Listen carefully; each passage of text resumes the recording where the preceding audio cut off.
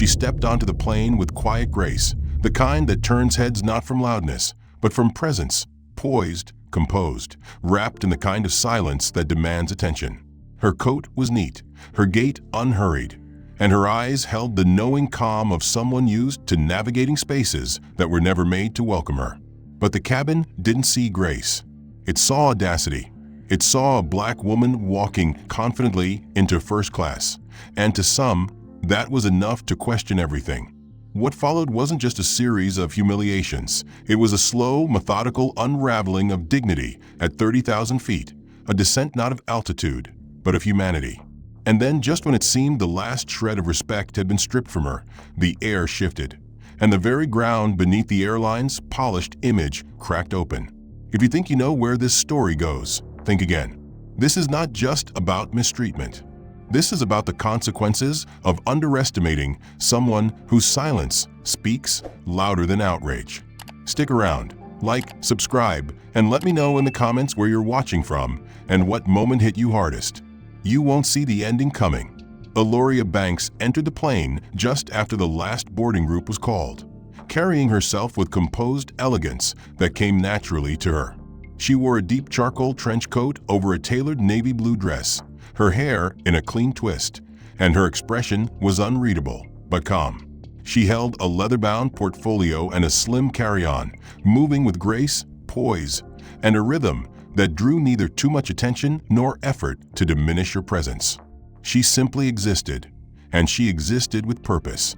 The first-class cabin was quiet, its ambient lighting dimmed to soft golds, and passengers were already settled into seats shaped like lounge chairs. Aloria walked forward until she reached her row, seat 1A, right by the window. She set her portfolio on the seat and reached up to place her carry-on in the overhead bin with practiced ease. She was fastening the latch when she heard the voice. "Excuse me, ma'am." The words weren't hostile, but they weren't kind. Aloria turned. A flight attendant stood before her, trim, crisp, and perfectly postured. Her name tag read Tegan. Her smile was tight, her tone neutral in the way that felt rehearsed. Her eyes, however, moved over Aloria like she was looking for something out of place. "I need to see your boarding pass," Tegan said. Aloria blinked, not startled, but mildly caught off guard. "Sure," she replied, reaching into her coat pocket and retrieving the pass. She handed it over, watching Tegan glance down with purpose. Tegan scanned it quickly, then lifted her eyes and narrowed them, pausing a beat too long. "This is for seat 1A?" "Yes." Aloria said it without defensiveness. Her voice remained calm. Tegan looked at her again, this time slower, and then at the cabin manifest on her tablet. She tapped once, then again, scrolling with the exaggerated gesture of someone pretending to verify. The seconds stretched. A man across the aisle turned his head to look. Someone from further back stood halfway to their seat, peering forward. Tegan made a faint, disapproving sound and gave the boarding pass back. "Strange," she muttered. "System must have glitched. Go ahead and sit." Aloria nodded once, controlled and composed, and eased into her seat. But the sting had landed. The implication hung thick in the air, that she didn't belong here, that she had somehow slipped into a world not built for her. And everyone within earshot had been given a front-row view. She fastened her seatbelt and turned toward the window, eyes following the movement on the tarmac as carts rattled past and ground crew loaded luggage. The seat beside her remained empty, for now. Tegan retreated to the galley and said something in a low voice to her colleague, Juniper, a younger attendant with tired eyes and a hesitant energy. Juniper glanced over briefly, then back to Tegan, her mouth forming a silent really before she turned back to her task. Aloria, still seated, kept her hands folded in her lap and waited. She wasn't new to the weight of assumptions, but that didn't make the moment easier to bear. Minutes passed. Passengers continued boarding. The man in 1B arrived, a thin, sharp-featured man in his 20s, wearing a hoodie that probably cost more than her flight. He plugged in his wireless earbuds and didn't look at her. Soon, Tegan came down the aisle with a tray of welcome drinks and towels. She handed one to 1B, smiled, and asked if he liked sparkling or still. Then she moved on to 2A without pausing. Aloria sat, waiting. The tray never came her way. She pressed the call button. A soft chime rang. 30 seconds later, Tegan returned, her smile strained. "Yes." "Would I be able to get the welcome towel and water?" Eloria asked. Tegan blinked as if surprised she'd ask. "Oh," she said with a mild frown. "I thought we ran out. Let me see." She disappeared again. She returned 2 minutes later with a folded towel, not warm, just room temperature, and a plastic cup filled with lukewarm water. She didn't offer the tray. "Limited service tonight," Tegan said, placing the cup carefully on the edge of the tray table. "Apologies. We weren't expecting extra demand in this section." Eloria said nothing. She looked down at the cup, then out the window again. The engine started to hum as the plane began taxiing. No champagne, no chocolate, no apology. A man across the aisle leaned toward the person next to him and whispered something. They both laughed quietly. Eloria stared ahead. She wouldn't give them what they wanted. No reaction. Tegan passed again before takeoff, securing overhead bins and scanning passengers. She skipped Eloria again during the greeting announcements. 1B was welcomed by name. So was 2A, 3C, everyone but her. She looked down at her lap, fingers gently tapping her portfolio. A name she'd built through years of work. A company that bore her legacy. A family that knew who she was. The welcome towel remained folded in her lap, never warmed, never offered with the grace she'd watched others receive. She took a breath and adjusted the collar of her dress, reminding herself to stay calm, collected, and silent.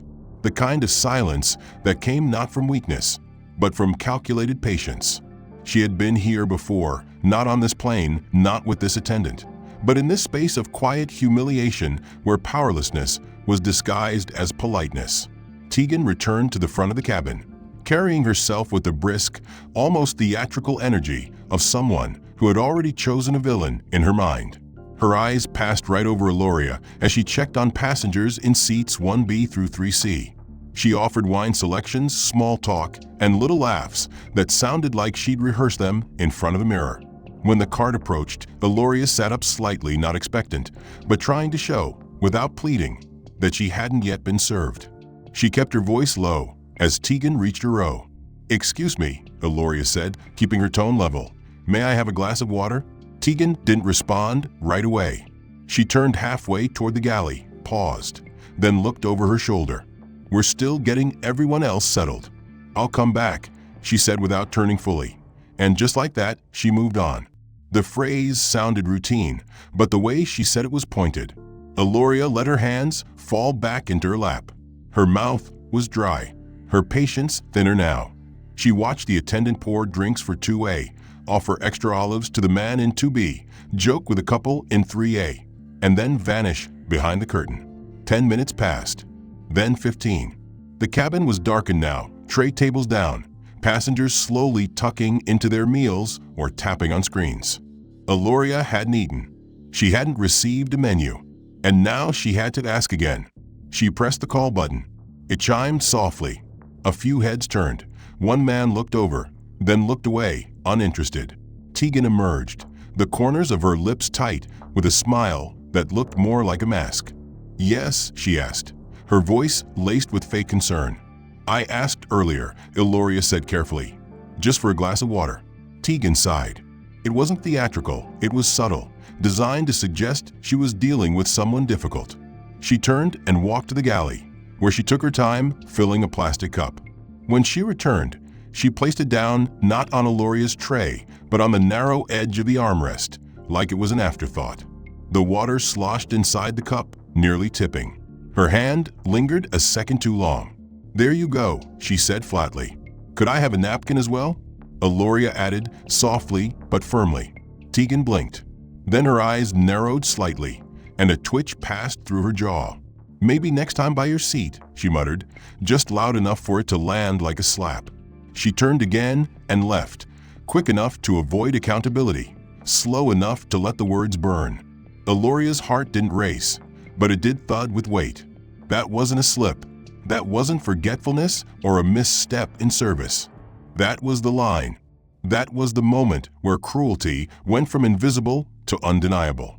She looked to the aisle, but no one else seemed to notice or care. A man across from her pulled his blanket up. The couple in 3A had earbuds in, already asleep. The only one who seemed to hesitate was the younger attendant, Juniper, who had paused in the galley mid-motion, eyes flicking toward Tegan and then to Eloria. But Juniper didn't move. She just went back to folding towels. Eloria took the cup with slow hands, raised it to her lips, and drank. The water was too warm, metallic with the taste of disuse. She set it back down and retrieved a tissue from her coat pocket, wiping a faint drop that had landed on her wrist. Her breathing was steady, but inside she felt something crumbling. Not her dignity, but the invisible barrier that she had tried so hard to maintain between herself and this moment. She had been invisible. Now she was seen, but only through a distorted lens. Another 20 minutes passed in silence. The meal cart never came her way. Her screen wasn't working. No one asked. Tegan made another round, pouring wine and whispering names. She skipped over 1A entirely. Not even a glance. It wasn't about forgetting anymore. Eloria shifted in her seat, opening her portfolio as a way to center herself. She scanned the pages she'd reviewed earlier in the airport lounge. Contracts, flight schedules, numbers, details. Her mind was sharp. Her name was known in rooms Tegan could never enter. But none of that mattered here. Here, she was just another mistake in the system, a disruption to the fantasy of privilege. Tegan returned briefly to pick up trays and glasses. She reached for the cup on Eloria's armrest without a word. Her fingers brushed Eloria's knuckles. She didn't say, "Excuse me." Eloria folded her arms and leaned back, feeling the cold press of a window beside her. She stared out at the endless night, the stretch of lights along the edge of a distant city. Somewhere down there, her son would be waiting. Somewhere down there, the truth still held value. But up here at 30,000 feet, that truth was being suppressed under 1,000 tiny cuts. None of them large enough to bleed. All of them deep enough to scar. The cool press of the glass against her arm kept her grounded, if only barely. After the water, after the insult, after the deliberate denial of service, she no longer questioned whether this was a mistake. The intention had become too precise. Tegan Rowe was executing something subtle, but deeply familiar. Eloria had seen this playbook before. Only now it played out in a setting supposedly built on luxury, civility, and professionalism. But no uniform could disguise contempt. No smile could mute malice when it was carried out with such quiet efficiency. She reached into her bag and retrieved a second tissue, dabbing her lips. The water she'd sipped earlier still left a bitter aftertaste. Or maybe it was just the bitterness settling in. A voice over the intercom announced the dinner service had concluded. Passengers around her leaned back with contentment, some sipping wine, others nodding off with their blankets tucked around them. No one looked in her direction. And even if they did, what would they see? Not rage, not indignation, just a woman sitting alone, still, and increasingly invisible. Behind the curtain, Tegan tapped into the crew's digital log system. Each flight required documentation of incidents, irregularities, and service notes. Her fingers moved with practiced ease over the touchscreen interface. She tapped Eloria's seat number, 1A, then began to type. The language was careful, coded in the language of airline procedure. Passenger exhibited signs of non-compliance with cabin crew instructions. Repeated requests for items outside standard service parameters. Passive-aggressive behavior noted. Recommend cabin manager follow up to de-escalate. Tegan paused, reread it, then added, Attendant responded calmly and within scope of training. She clicked submit and leaned back. Juniper Stahl stood beside her, holding a half-filled tray of wine glasses, pretending not to look, but catching every word. She had seen enough in the last hour to feel uneasy. Eloria hadn't once raised her voice, hadn't broken any rules, hadn't even looked the way Juniper might have if someone had treated her with that much disdain. Juniper took a breath and said nothing. The silence tasted like guilt. Tegan turned, adjusted her blazer, and stepped through the galley curtain. She approached the intercom and made a low call to the lead attendant, stationed mid-cabin. Moments later, that lead, A man in his 50s named Barrett Lyle walked down the aisle with the expression of someone who had already made up his mind. Barrett had seen thousands of flights, thousands of passengers, and in his mind he was efficient, firm, and fair. He had also learned long ago to trust senior staff without asking too many questions. When Tegan handed him the tablet and pointed discreetly toward 1A, he scrolled through the report with a nod. He didn't ask to speak with Aloria. He didn't verify any part of the entry. He simply made a decision and walked forward. Aloria heard the approaching footsteps and turned her head just slightly. Barrett leaned down, voice low and clipped. "Ms. Banks, I'm Barrett, the lead for this flight. I've been informed that there have been a few service concerns tonight." Aloria blinked. "Service concerns?" she repeated quietly. "We want to make sure all our passengers are comfortable," Barrett continued, cutting her off with a practiced smile. "And sometimes the best way to ensure that is a change of scenery. If you'd be willing, I'd like to relocate you to another seat. Still premium class. Just a bit farther back in the cabin." Aloria's mouth stayed closed for a second too long. "May I ask why?" she said finally. "It's just a precaution," Barrett replied, eyes darting briefly toward Tegan, who stood a few feet away with her arms folded.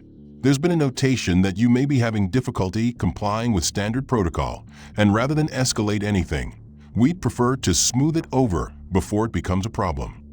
"I haven't done anything," Aloria said, her voice low but steady. Barrett's smile never faltered. "I believe you, Ms. Banks. This is just about managing perception and keeping everyone calm."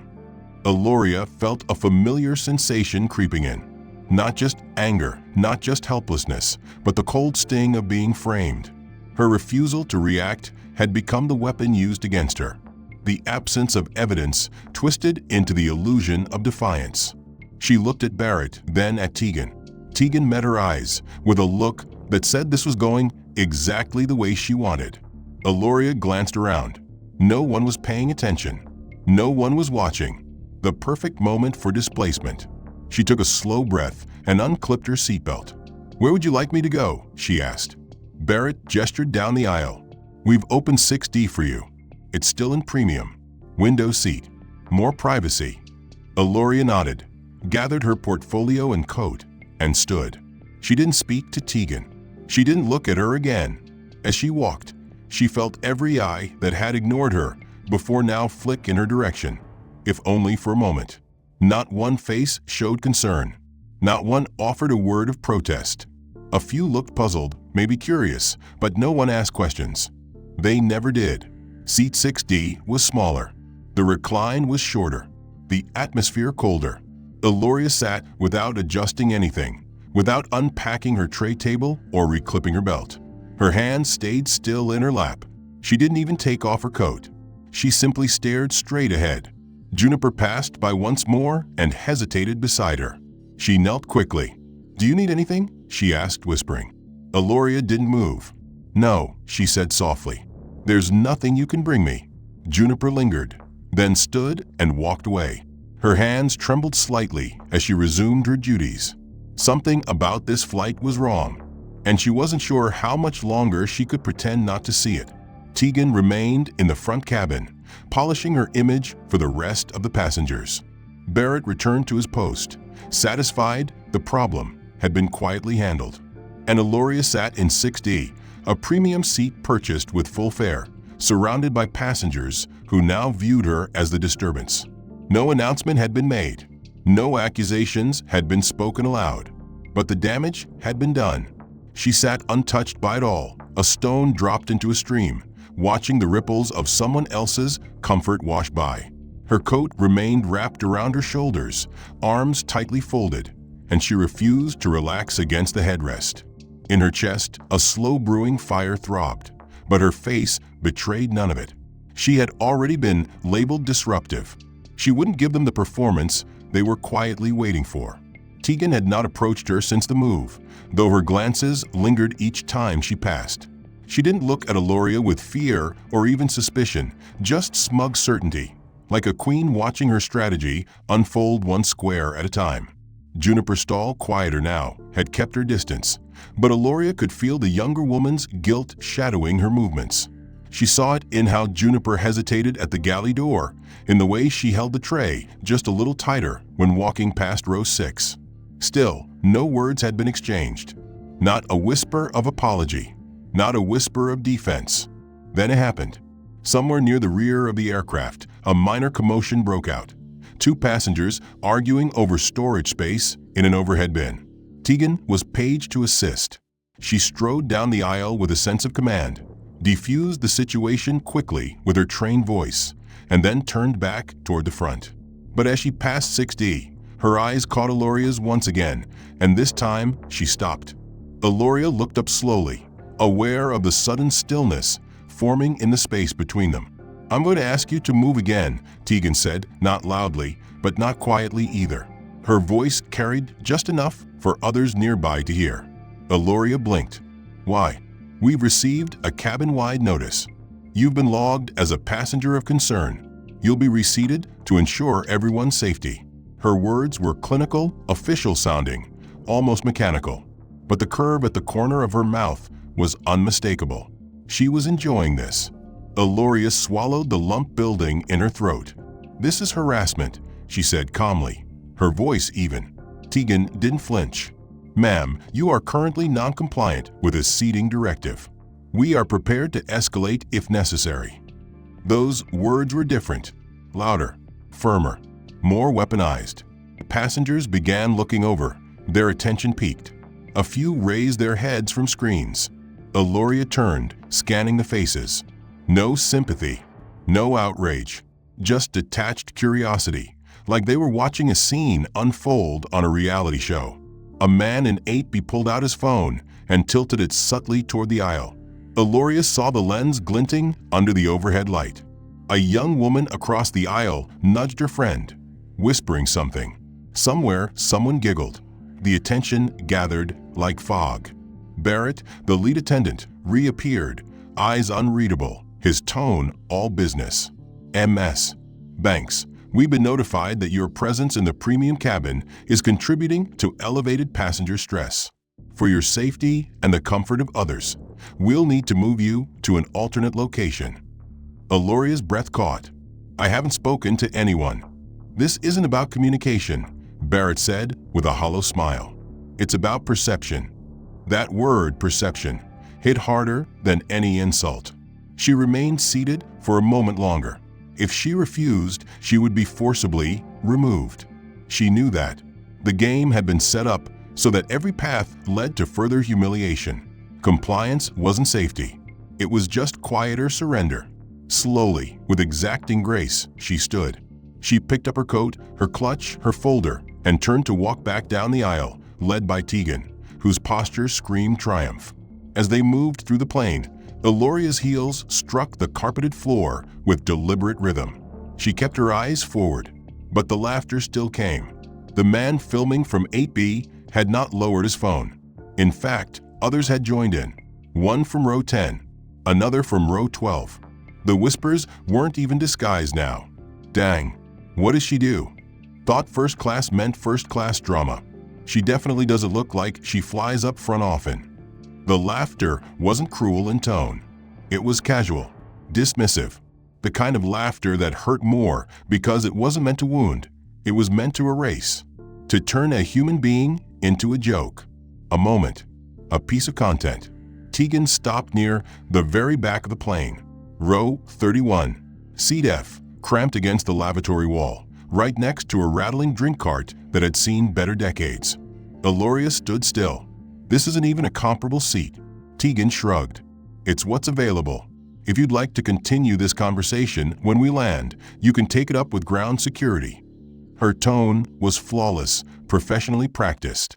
She could have delivered the same message while handing out mints.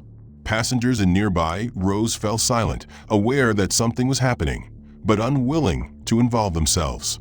With no choice left, Aloria lowered herself into the seat. It barely reclined. It smelled faintly of industrial cleaner and old food.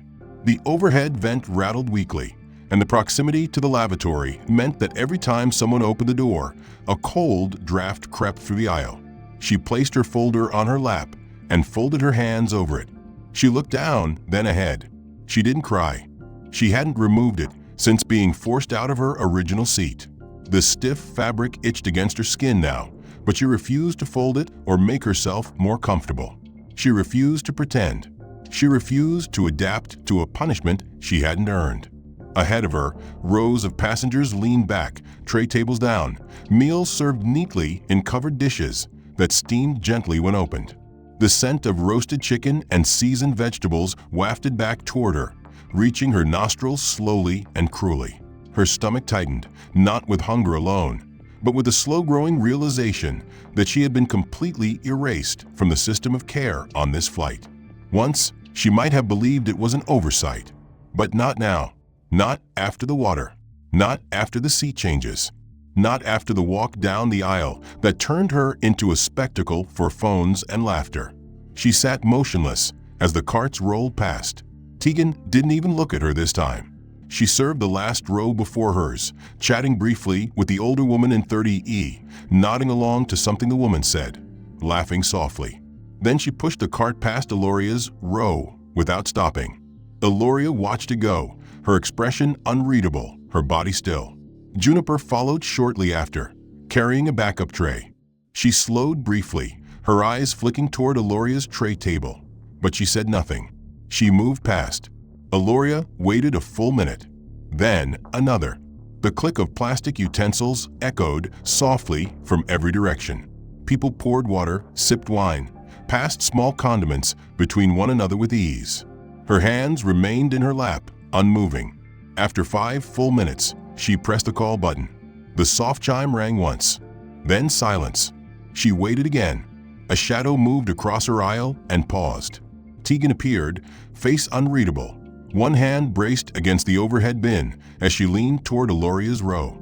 "Yes," she asked, voice clipped. "I didn't receive a meal," Eloria said plainly. "I'd like to have one, please." Tegan blinked slowly, then tilted her head slightly as if confused. "We ran out. The meal service just started. We didn't load extras," Tegan replied, her voice low but laced with something sharper beneath it. "Your seating change didn't include meal adjustment. It's just logistics. I paid for full fare." "I understand," Tegan said, but she didn't. She didn't care. She glanced over her shoulder toward the galley. "Let me see what's left." She returned 2 minutes later, carrying a plastic snack pack designed for children. Dry crackers, a single packet of almond butter, a sealed juice box. No utensils. No napkin. She dropped it onto Eloria's tray table with an exaggerated sigh. "That's all we've got for you." Her tone was firm now, final, meant to draw the line in ink. Eloria didn't move. She stared down at the tray and felt the blood in her hands pulse heavier, her chest tightening against the urge to breathe shallow.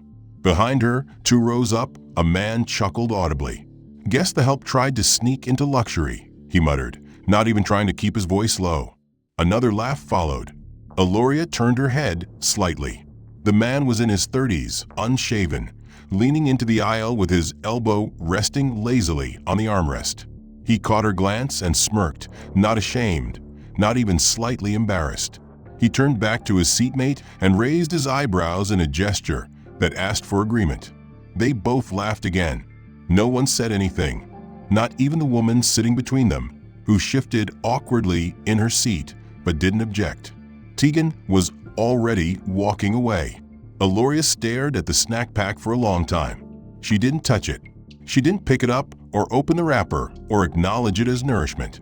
It wasn't food. It was a message, and she had received it loud and clear. Juniper passed by again, this time moving more slowly, her eyes locking briefly with Eloria's. Her mouth twitched like she wanted to say something, but she looked down and walked on.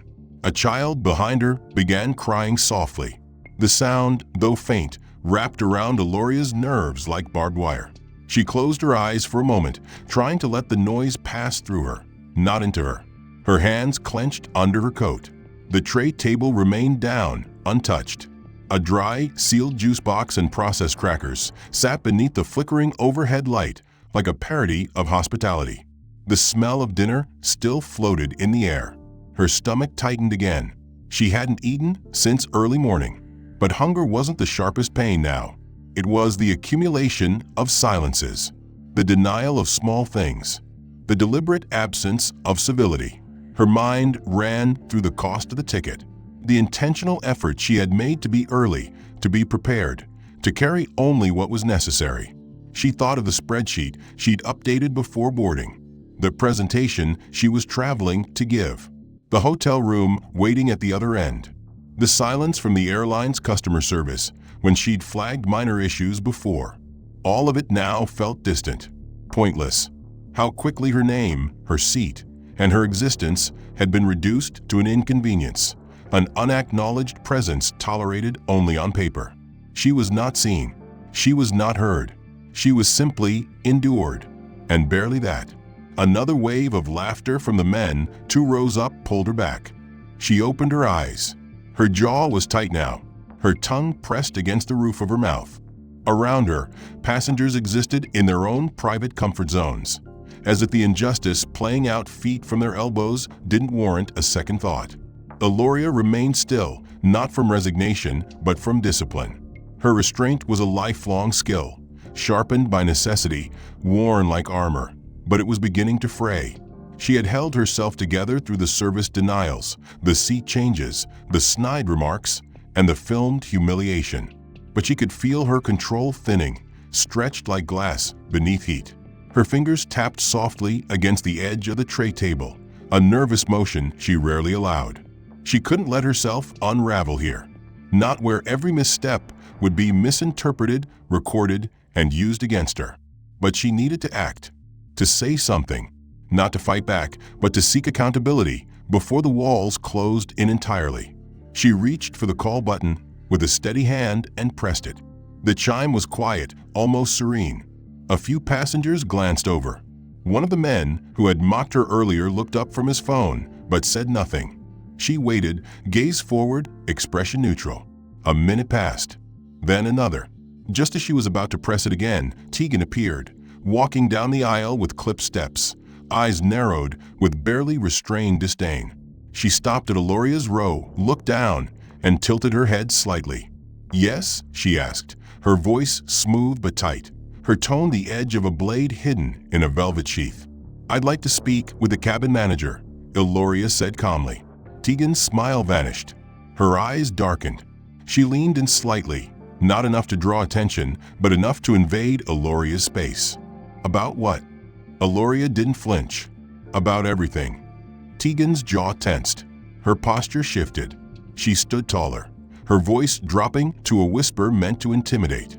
"I've had enough of your attitude." "I haven't shown any," Eloria replied, still calm, still composed, but with the firmness of someone refusing to be dismissed. That was the moment. Tegan's hand moved fast, too fast for Eloria to prepare, too sudden for her to dodge. The slap landed flat against her cheek, the sound sharp and unmistakable. It cracked through the cabin like a thunderclap. The sting bloomed across Eloria's face instantly, heat and shock surging through her as her head turned slightly from the impact. Her breath caught in her throat. She didn't cry out. She didn't rise. She simply lifted one hand slowly and touched her cheek. The cabin froze. Every murmur ceased. Every screen was paused midstream. Every fork hovered above every tray. Silence fell like a curtain, heavy and absolute. A gasp cut through it. Juniper, standing halfway down the aisle, one hand over her mouth, the tray she was holding trembling visibly. Someone behind her whispered, "Did she just?" But the rest was drowned out by the unmistakable sound of a phone being pulled from pocket. A faint click followed, then another. Then the blinking red light of a camera recording from across the aisle. Tegan didn't move. Her hand still hovered in the air for a second before she lowered it, slow and deliberate. Her breathing was louder now, heavier, chest rising and falling in sharp, controlled movements. She leaned forward again, her voice a venomous whisper meant only for Eloria. "Now sit down before I have you cuffed." Eloria's hand remained on her cheek. Her body had not moved an inch except for the natural recoil from a strike. The passengers around her sat frozen in a collective moment of disbelief, unsure if they had just witnessed something real or imagined. The silence was brittle, moments from shattering. Somewhere behind her, a baby whimpered once and then quieted, as if even it could feel the sudden tension in the air. Tegan straightened, quickly regaining her posture. She turned sharply and began walking back toward the galley, fast, head high, trying to maintain the image of control. But the cameras had seen. The witnesses had seen. And Juniper had seen everything. Her lips were pressed tightly together now, her face pale, her body rigid. She made no move to follow her superior. Eloria finally lowered her hand. Her cheek was still burning, but the pain wasn't just physical.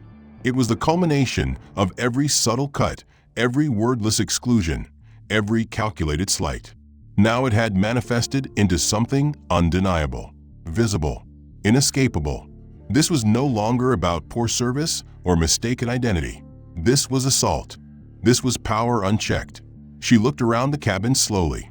Eyes darted away. Some passengers feigned distraction. Others looked at her, guilt on their faces, but none spoke. None moved. The man who had mocked her earlier now looked stricken, his face slack, unsure how to reconcile the joke he'd made with the reality unfolding. One woman across the aisle put her phone down and whispered to the man beside her. She hit her. She actually hit her. The man nodded slowly, eyes wide, speechless. Juniper finally took a step forward.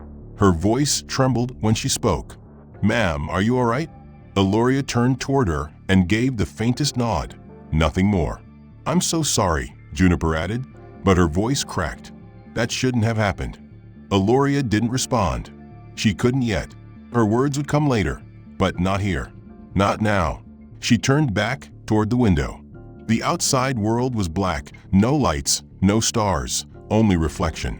She could see herself in the glass now, the faint outline of her face, the quiet dignity she still refused to surrender. She would not allow this moment to be the end of her story. Several passengers were still filming. A man in row 28 had lowered his camera and simply stared, eyes wide, mouth slightly open. Some looked toward the front of the cabin, waiting to see if anyone would take charge, waiting to see if someone would come make sense of the chaos they had just witnessed. But no one came. No one explained. Tegan had disappeared behind the galley curtain, and the lead, Attendant Barrett, had yet to re-emerge. 20,000 feet below, in a sleek penthouse office wrapped in floor-to-ceiling glass, a digital map blinked softly on a control console.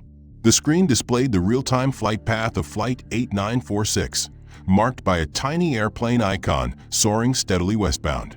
Seated at the long, obsidian conference table was Camden Lior, CEO of Horizon Blue Jet, scanning a quarterly financial report with half a mind. His assistant Layla stood nearby, updating him on route expansions and fleet adjustments. But Camden wasn't focused.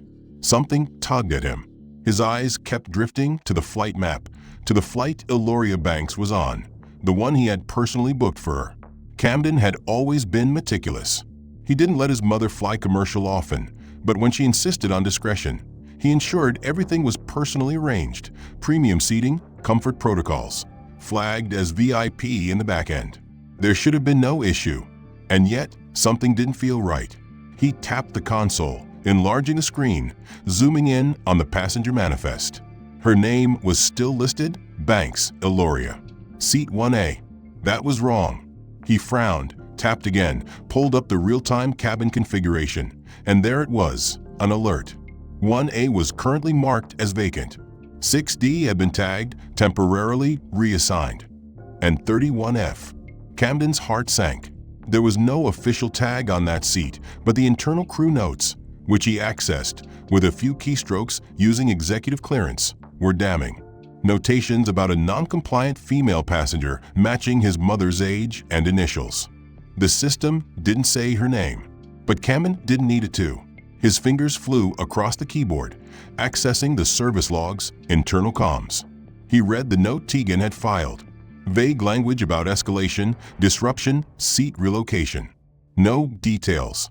Nothing documented about the slap. Nothing about the humiliation. That wasn't a log, it was a cover-up. His jaw clenched. "Layla," he said sharply. His assistant turned immediately. "Yes? I want a call placed to the airline's chief operations director. Right now." Use my direct authority. No routing. Sir, do it now. While she moved to the adjoining office, Camden picked up the emergency contact line directly linked to flight communications. It wasn't something executives used often. This line bypassed cabin crew and went directly to the flight deck. He typed in his override credentials and initiated a secure message. He kept it simple, but clear. Passenger 31F is the principal shareholder's mother. Full protocol override. Investigate immediately. Update required from captain within 5 minutes. On board, the cockpit alert pinged. Captain Arlen Weir, a 40-year veteran with 20,000 hours logged and a sterling record, glanced at the screen, confused by the sudden alert. His co-pilot leaned over. "Is that from Executive Command?" Weir nodded slowly, reading the message again. 31F, he murmured, then looked at the manifest. "What the hell's going on back there?" The co-pilot toggled to the incident report. His brow furrowed. "Looks like one of the attendants flagged a passenger for non-compliance. Executive override? For that? Sir, it says she's the principal shareholder's mother." Weir pushed his seat back and reached for the intercom. "Get Barrett up here now." Back in the rear cabin, Eloria hadn't moved. Juniper hovered a few feet away, still paralyzed by uncertainty. Then the intercom pinged, a calm voice summoning Barrett to the flight deck. The lead attendant appeared from mid-cabin within moments, pale, eyes uncertain. He disappeared behind the curtain and headed toward the cockpit. The passengers looked around. Whispers started again. Some recognized a shift in the atmosphere, like a storm about to break. Minutes passed. Then the curtain at the front of the plane pulled back. The co-pilot emerged, walking down the aisle with calm, deliberate steps. He didn't go to 1A or to the galley.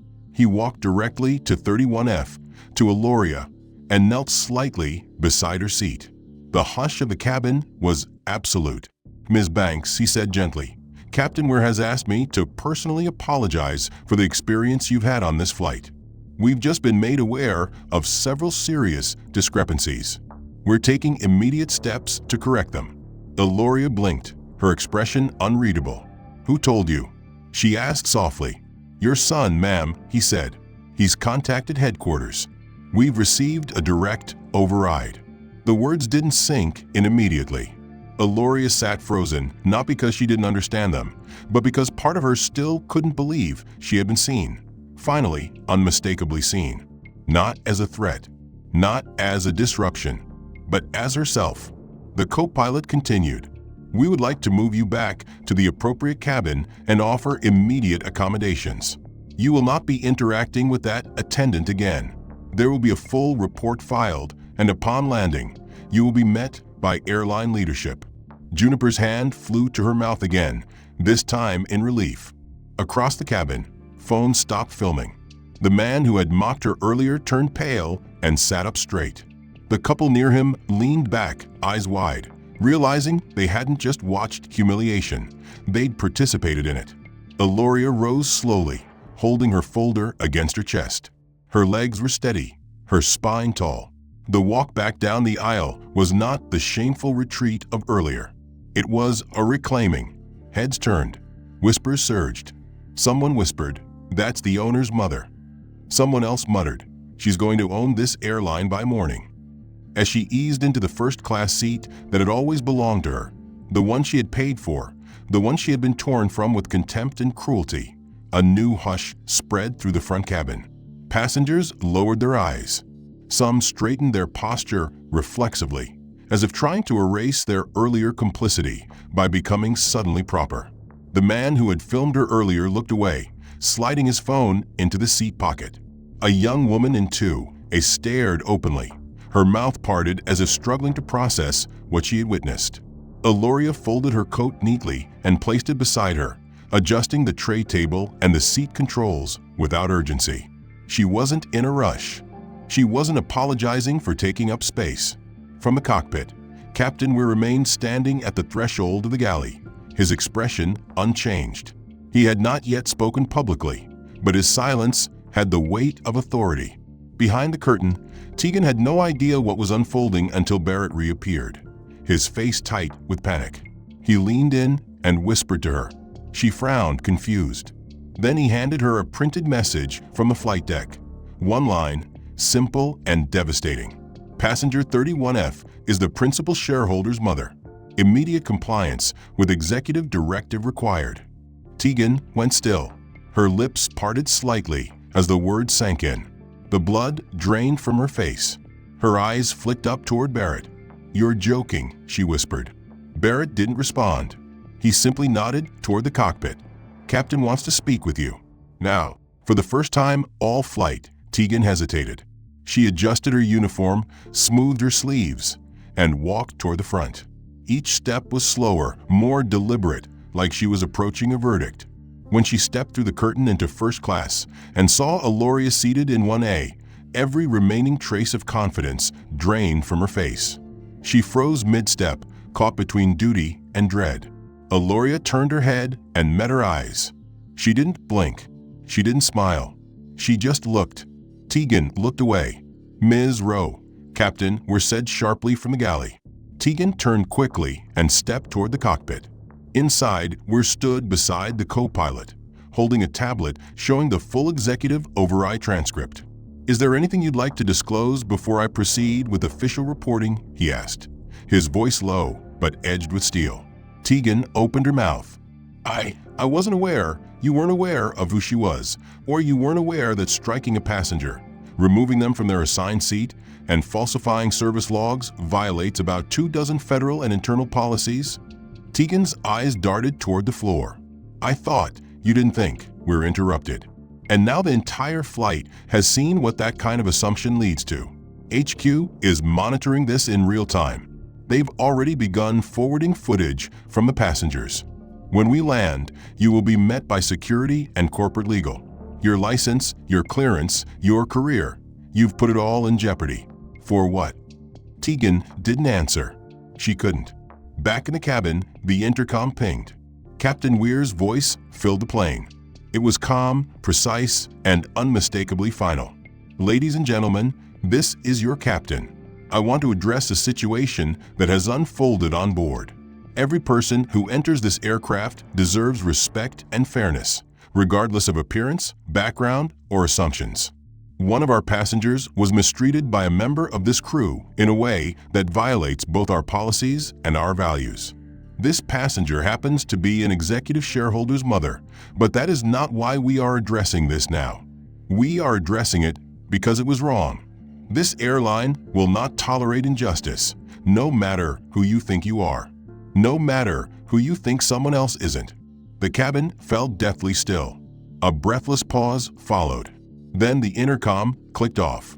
Aloria sat unmoving in her seat. She didn't smile. She didn't gloat.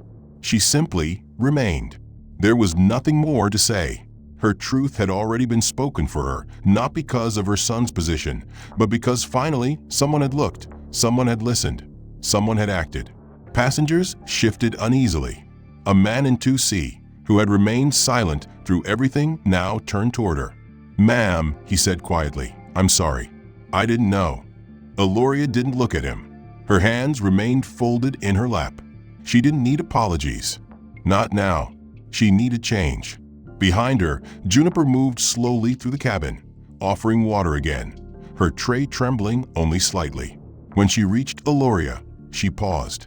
Aloria sat in 1A, her hands folded calmly in her lap, her body no longer stiff with restraint but measured, composed in the way only someone who had been forced to master patience could be.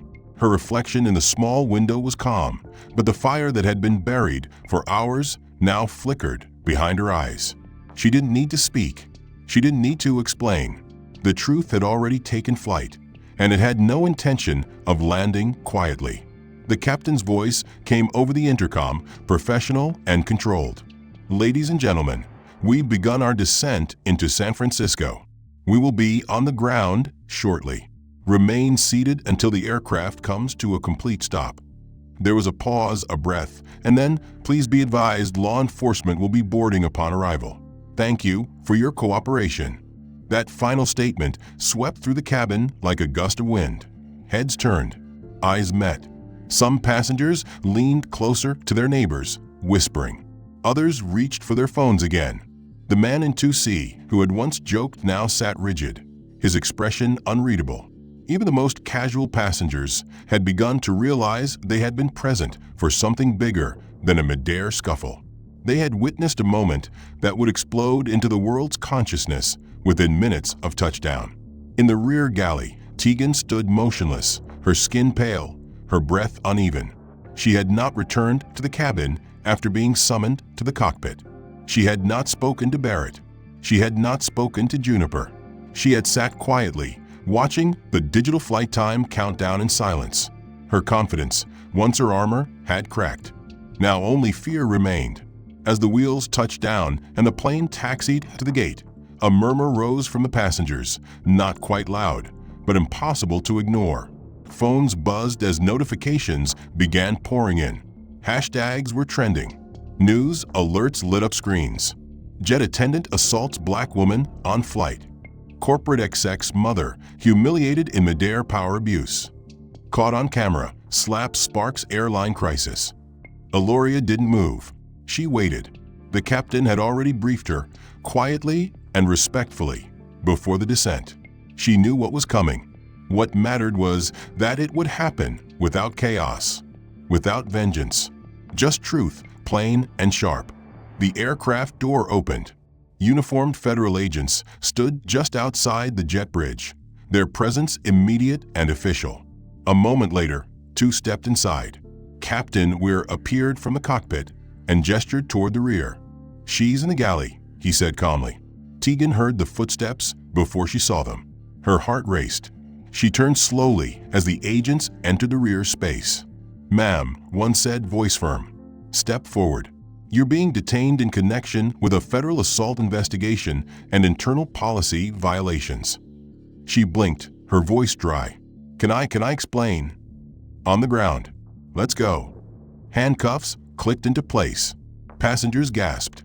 A woman in row 10 whispered, "Oh my God." The man in 8B, who had filmed the earlier confrontation, now raised his phone again, capturing the moment as Tegan, once the image of smug control, was escorted up the aisle in restraints.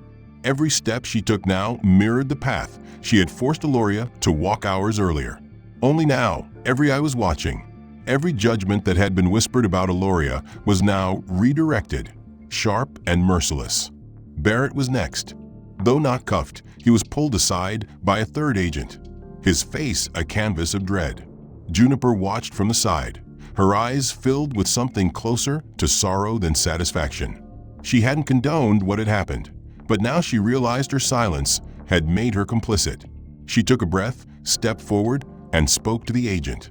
"I witnessed it all. I'm ready to make a statement." The agent nodded and motioned her to the front, where another officer was collecting testimony. Juniper looked once more at Aloria as she passed and whispered, "Thank you." Aloria inclined her head slightly, not as a courtesy, but as an acknowledgement of courage, however late. Outside the gate, chaos had already begun. Dozens of reporters stood waiting behind barriers. Security teams lined the walkway. Flashbulbs popped. Microphones thrust forward. "Ma'am, is it true your crew assaulted a passenger? Has the airline suspended the flight team? Was she targeted because of her race? Do you plan to sue?" The agents guided Tegan down the jet bridge with cameras trailing. Her face was pale, her expression blank.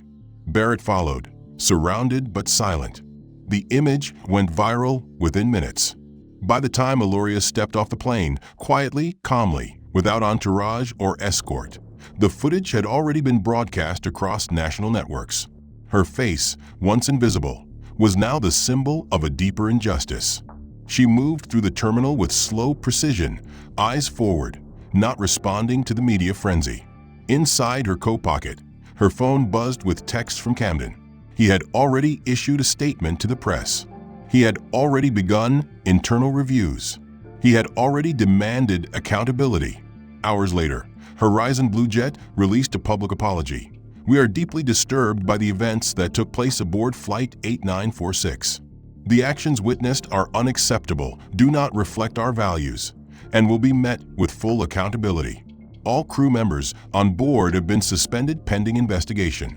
We are in direct communication with the affected passenger and are working to address this grave breach of conduct.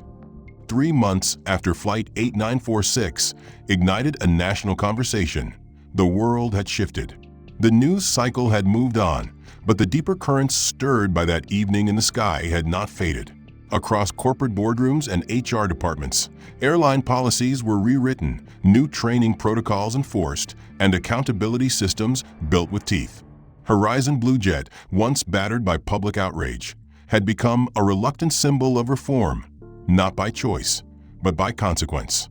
What had begun as an act of cruelty aboard a commercial flight had transformed into a public reckoning.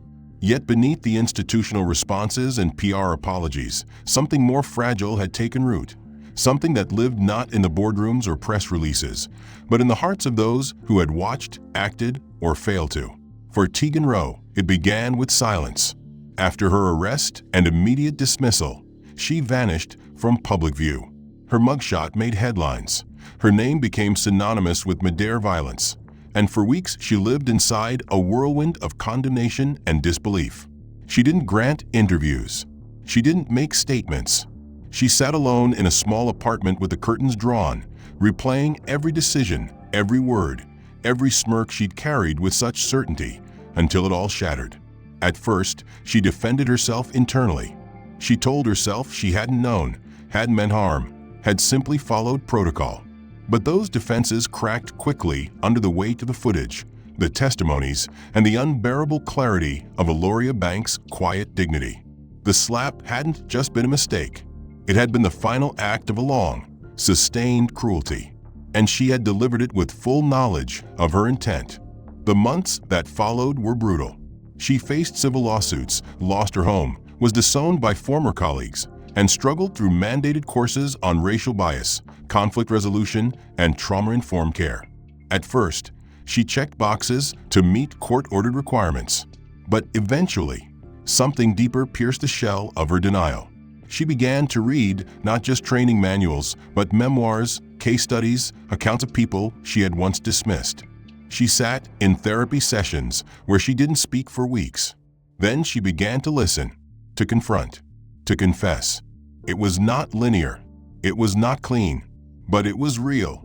When she stepped onto the stage at the National Forum for Ethical Aviation in Washington, D.C., she was thinner, quieter, and carried no prepared speech. She looked out at a modest audience of policymakers, industry veterans, students, and civil rights advocates, and began with the only words she could offer: "I was wrong." A hush fell over the room. She paused, took a breath, and spoke without notes, without pretension. "I didn't just make a mistake on that plane. I lived inside a system that taught me to assume, to distrust, to categorize. And I chose to use that system to feel powerful. I knew what I was doing when I questioned her, when I denied her, when I slapped her. I did it because I could, and because no one had ever told me no before." She went on to describe the shame, the unraveling, the sleepless nights where she heard the silence that followed the slap and knew she could never undo it. "What changed me wasn't the punishment," she said. "It was watching the footage, seeing her sit there after everything and not strike back. Seeing her carry the weight of what I did and still keep her head high. That image has never left me." She concluded with a message not of justification, but of responsibility. We all have choices, and we all leave marks on the people we serve, the people we see or don't see. I left a mark I'll never erase, but I intend to spend the rest of my life making sure no one else uses their uniform the way I used mine. When she stepped down, the applause was not raucous. It was steady, thoughtful, earned. Aloria Banks was not in the room.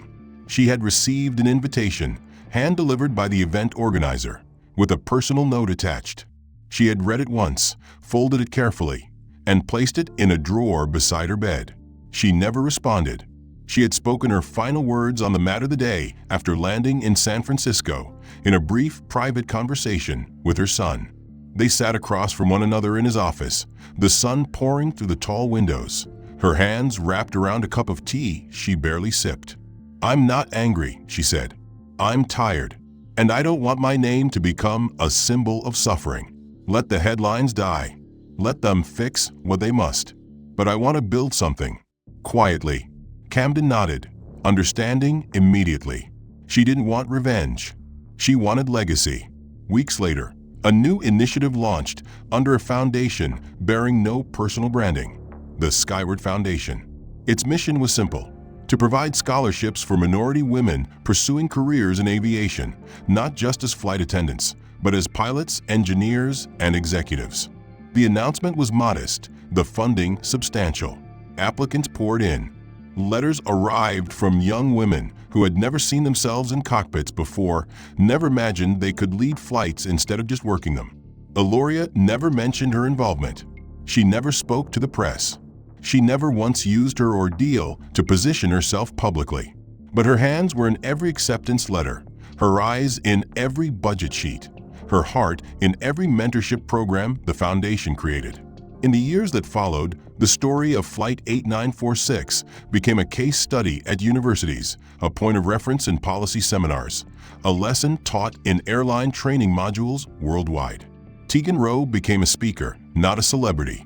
She spoke not as a victim of cancel culture, but as someone who had faced the cost of her actions and chosen to rebuild from a truth. Barrett retired early, never returning to commercial aviation.